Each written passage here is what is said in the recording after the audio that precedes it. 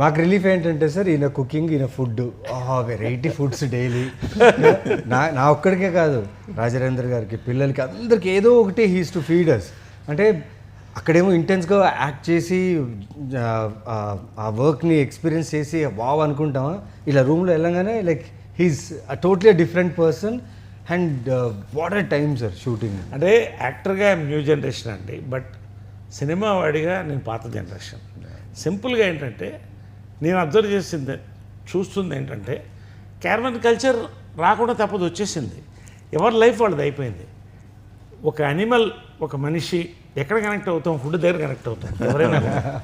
So ఒక bonding కావాలి. అది మీ అమ్మగారి దగ్గర నుంచి వచ్చి ఉంటుంది కదా. ఎగ్జాక్ట్లీ అదే చెప్తున్నా కదా. అప్పట్లో నాకు గుర్తు ఏంటంటే, నా చిన్నప్పుడు అంటే నేను చైల్డ్ ఆర్టిస్ట్గా చూసినప్పుడు, నేను 18 ఏళ్ళు హీరోగా వచ్చినప్పుడు, లేకపోతే నా ఒక 80s 90s వరకు కూడా అందరు క్యారియర్లు వచ్చేది. కైకాల సత్యనారాయణ గారు, విజయముల గారు, కృష్ణ గారు, గుమ్మడి గారు, వీళ్ళంతా, నేను చిల్లవాడిని గారు, వీళ్ళందరూ కూడా క్యారియర్లు తీసుకొచ్చి చెట్ల కింద పంచుకొని తింటుంటే అండి ఒక్కొక్క రుచి ఎంత బాగుండేదంటే, వాళ్ళు మాట్లాడుకుంటూ నవ్వుకుంటూ సాయంకాలం అయిపోయిందా ఇంటికి వెళుతున్నావా అనే ఫీలింగ్ వచ్చేది. ఇప్పుడు ఎప్పుడెప్పుడు వెళ్ళిపోతామని ఉంటుంది.